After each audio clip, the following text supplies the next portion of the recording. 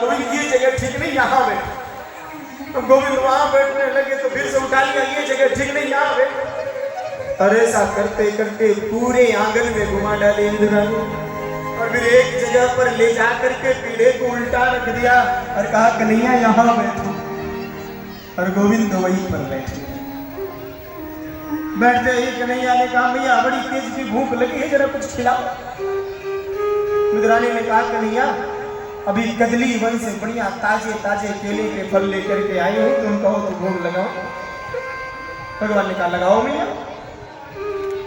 अब तो विदुरानी सुंदर पके पके केले लेकर के आई, गोविंद के सामने रख दिया। गोविंद ने केला उठाया, खाने के लिए आगे बढ़े तो विदुरानी ने हाथ पकड़ लिया। कन्हैया तुम कहो तो अपने हाथ से खिलाओ। कहा ठीक है भैया खिलाओ।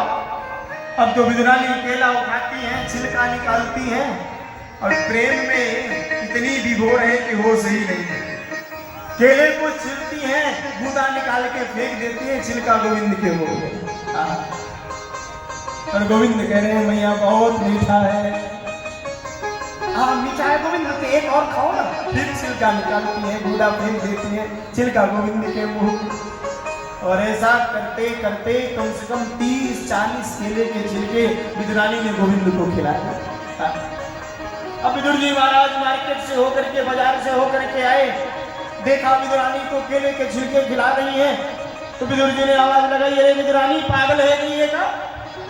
अरे हमारे घर में कन्हैया पहली बार आए और तू केले के छिलके खिला रही है। जब डांट लगाई तब विदुरानी को होश आया, देखा तो अरे राम राम केले का गूदा तो बाहर है, मैंने गोविंद को छिलका खिला दिया। क्षमा याचना किया, गोविंद गलती हो गई। अब तो 56 भोग सजा करके गोविंद के सामने रख दिया।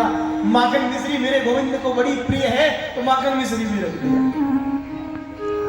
गोविंद ने थोड़ा सा माखन उठाया, मुंह में डाला और मुंह बना करके बोले मैया जो स्वाद उस केले के छिलके में आ रहा था वो स्वाद इस माखन मिश्री में नहीं आ रहा।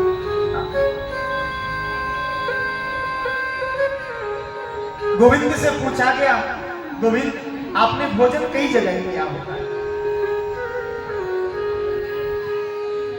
रामावतार में, कृष्णावतार में आपने भोजन कई जगह किया, जरा बताओ ना सबसे स्वादिष्ट भोजन आपको कहां का लगा? गोविंद के नेत्रों में अश्रु आ गए। गोविंद ने कहा वैसे तो भोजन मैंने कई जगह किया, लेकिन भोजन में जो स्वाद था वो मुझे 2 जगह ही मिला।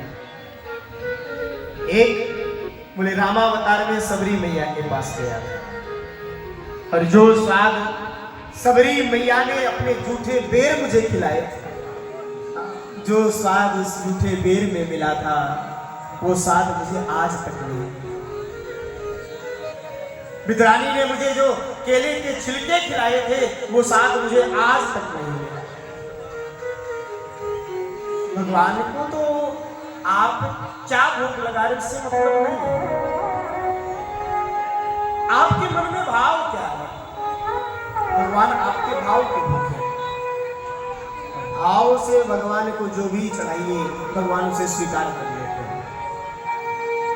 ऐसे विदुर जी महाराज को भगवान ने गोलोक धाम जाते समय याद किया है।